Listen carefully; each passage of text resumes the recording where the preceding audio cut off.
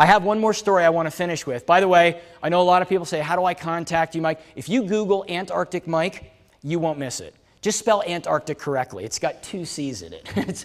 I swear, for a spelling bee to trip these kids up for the National Spelling Bee, they should put the word Antarctic in there. Somebody would get it wrong. Just get it right. AntarcticMike.com. You can find me. If you want to talk to me, if you have questions, get your card out. Give me your email. Give me your phone number. I'll be happy to do whatever I can to help you. The last story I want to tell you, I went to college in Colorado. And anybody see you buff in here? Hey, all right, there we go, cool. So I went to college in Colorado, and this is a very popular sport in Colorado. One that I really wasn't going to take up. Mountain climbing, free climbing, they do all this kind of stuff, right? And, you know, I thought about this. The reason I like this slide is because, metaphorically speaking, you know, just like all of us have our own Antarctica to conquer, all of us have our own mountains to climb every day. Some of the mountains are small, and some of them are very large. Some of them are very scary, and some of them are really not. And if you think about it, this is what we're trying to do in business. We're trying to go higher. We're trying to build something that goes upward. We're trying to rise above where we are now, because that's really where the value is. You know, if you think about this, this is really the value that most mountain climbers have. It's about the journey up and the sacrifice and the apex and being on the top. And that's true. But you know, sometimes things don't go as we plan.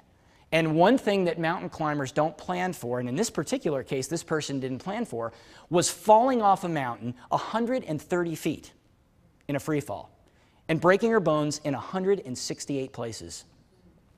Now, you know, metaphorically speaking, some of you may have fallen off mountains that are that high.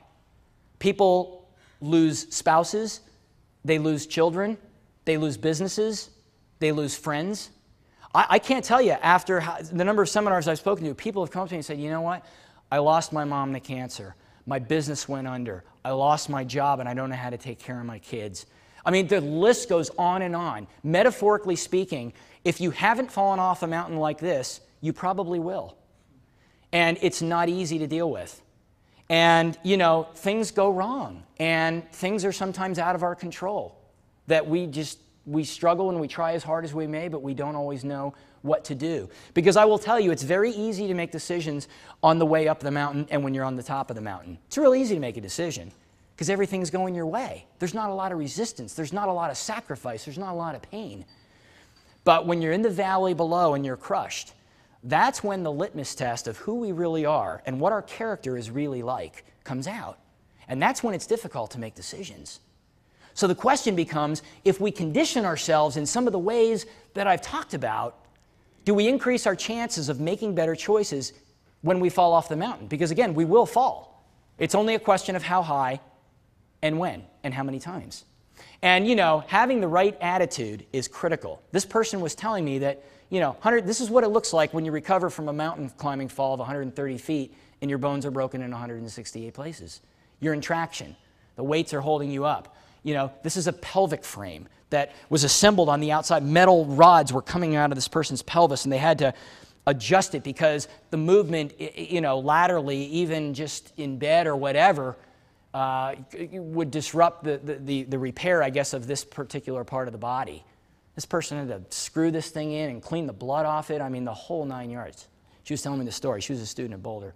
And, you know, you look at the person's smile there, though. You can't fake that. That's not photoshopped. I mean, that's a real picture. This person was told, you're going to lose your leg, you'll never walk again, medicine can't help you, we're at the forefront of what we can do for people, and yet that's the kind of attitude you have. I mean, it's just absolutely, absolutely incredible. And again, there's a better picture of, you know, what it's like with the right attitude after your bones are smashed in 168 places. Well, you also have to have an action plan. It's not just enough to have a great attitude. It's not just enough to have a great mind. You have to actually engage. You actually have to go forth and follow up, follow through, and finish what you start. In this person's case, it was to walk again. It was to be ambulatory. That was her marathon. That was her gold medal. And she had to really push herself every day. Small, realistic, incremental changes over a long period of time. Same thing applies there, right? It applies in every scenario. And the reason that that story has such meaning to me is because the person in that story is my wife.